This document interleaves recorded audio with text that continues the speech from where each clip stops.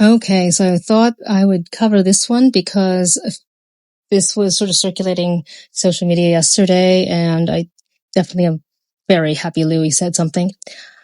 So this is a bit long overdue because somebody needed to call it out, and perfect person to do it was Louis. So Tomlinson has publicly slammed Logan Paul over the viral 2022 interview with Liam Payne. And it's an interview that many fans now believe contributed to Liam's downward spiral before his tragic passing. And Louis's comments were not subtle. They were his typical sassy, his sassy way of being clever and piercing with his wit. He basically called Logan a horrible little fucker and said he'll forever despise him. And that was being kind on Louis's part. So let's unpack what was said. So the interview that sparked it all, quotes from that are from Louis, and then what the fandom has been saying, and just what this story is really about. It's not about drama. It's much more than that. It's about grief, accountability, and legacy. So let's rewind to 2022. Liam Payne appeared on Logan Paul's podcast Impaulsive, and the internet exploded.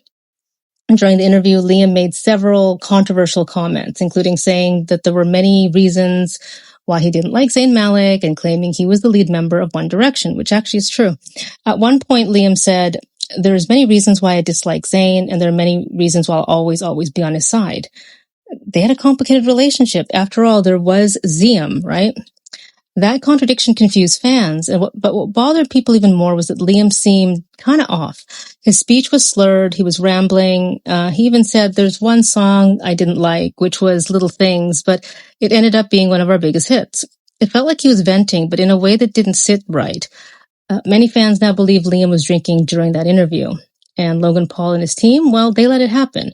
No edits, no care, just viral content. Handing him a glass of whiskey. And after the interview aired, Liam was ridiculed across social media. People made memes, mocked him, dragged his name through the mud. But behind the scenes, Liam was struggling. He eventually checked into rehab, where he reportedly spent over 100 days. A year later, in 2024, Liam tragically passed away in Argentina. Suddenly, that interview on Impaulsive did not feel funny anymore. It felt haunting, exploitative, and even extremely cruel. And then fans began asking, why was that interview even published? Why didn't anyone step in? Why did Logan Paul let it all happen, knowing how fragile Liam was? Now, fast forward to October 2025, 3 years after that interview, nearly a year after we lost Liam, and Louis Tomlinson is speaking out. And who better to speak out and have his friends back but Louis? So in an interview with The Independent, Louis said, "I fucking forever despise Logan Paul. Horrible, horrible little fucker." You know what? Louis was being kind because, there's a lot more he could have said. And that quote spread like wildfire, but it didn't stop there because you know what? If this is going to put accountability onto Logan Paul, then thank you for doing it, Louis. And Louis continued, "I think that's also the problem with some of this new media. I'd like to think some journalists have a duty of care." Well, not everyone has your integrity, Louis. That phrase, duty of care, is important. Louis is saying what a lot of us have been thinking, that Logan Paul used Liam's vulnerability for views. And there's more. Louis also confirmed one of the most controversial things Liam said in that podcast, that he was assigned a leadership role in One Direction. Louis said, "It was definitely a role that was assigned to him." That is the truth. Because if you look back, I've said this before, look back at the X Factor, Liam was the lead, but it switched to Harry because of how the audience responded. So Louis didn't dismiss Liam's words. He defended the truth in them while condemning the platform that let them be used for content. So as soon as Louis' comments hit the internet, the fandom lit up. On Reddit, on X, on TikTok, everywhere, the fans voiced their support. One Reddit user wrote, "Logan Paul is not a journalist. His name shouldn't even be mentioned in the same sentence." Another said, "Logan took advantage of a clearly drunk Liam. There's no other way to see it." The general vibe, Louis said what was needed to be said, and it was long overdue. One Direction fans have always been fiercely protective, but this was different. This wasn't about defending a bandmate's ego. This was about honoring a friend who's no longer here. Many fans thanked Louis directly with tweets like, "Thank you, Louis, for standing up for Liam. We've been waiting for someone to say this. Thank you for caring." It was not just emotional, it was cathartic. for fans, and maybe for Louis too. So why does this matter? First, well, let's talk about media ethics. Podcasts like Impaulsive walk a tricky line. They're not journalism, but they're treated like it. They don't follow the same rules. There's no fact-checking, no editorial oversight. And when you combine that with guests who are vulnerable, struggling, or intoxicated, it's a recipe for disaster. Louis calling out Logan Paul wasn't just personal, it was a challenge to this whole content machine. A reminder that real lives are affected by what goes viral. Second, this story is about grief. Louis lost a friend. He watched that friend be humiliated online. He watched him struggle, then he buried him. His anger isn't performative, it's rooted in loss. And finally, this story is about legacy. Liam's legacy should not be reduced to one messy interview. It should include the truth that he struggled, yes, but also that he tried. He was vulnerable, he opened up, and he deserved better than to be mocked on a podcast for clout. So what now? Logan Paul is yet to respond directly to Louis' comments, and honestly, maybe silence for him is the best. But if he does respond, fans will be watching closely. Meanwhile, Louis continues to tour, release music, and speak out when it matters. And for fans, they're starting to shift the narrative. Talking about the way we treat artists, the way we consume interviews, the way we joke about things that are actually signs of distress. Hopefully it's changing, and if Louis Tomlinson's words helped push that conversation forward, then maybe something good can come from something painful. So, what do you think of Louis calling out Logan Paul? Was he right? Absolutely. Was it overdue? Of course. That's me. That's my opinion. Should more artists speak up when content crosses the line? Share below. So, let's talk about why, in retrospect, the Liam interview was so atrocious. And did Logan Paul contribute to creating an environment where, Liam was even more at a detriment? So, on one hand, Liam was an adult, but when somebody is in distress, you don't exploit it. And Logan Paul couldn't help but exploit it. He could have edited out things because some things were not really news. But Logan Paul didn't. And so what followed was the bullying of Liam Payne. Liam Payne was bullied horribly the year before he died, that entire year.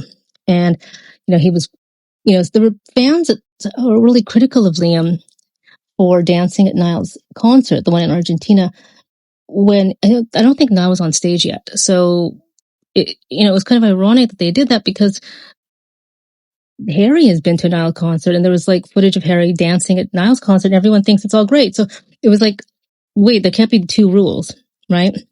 So if we want to break down why it was so problematic to have aired that interview, it was because of very obvious signs. One, Liam was clearly in distress during the interview. He appeared to either be intoxicated or emotionally dysregulated. His speech was slurred at points, his thoughts disorganized, and his tone oscillated between bravado and woundedness. So rather than editing or protecting Liam, the Impaulsive team allowed and arguably encouraged the interview to play out unfiltered, knowing how volatile and potentially viral his statements would be. At one point, Liam made the claim about being the lead of One Direction, and all while seeming to struggle emotionally, but he was the lead of One Direction. So that should not have been an issue.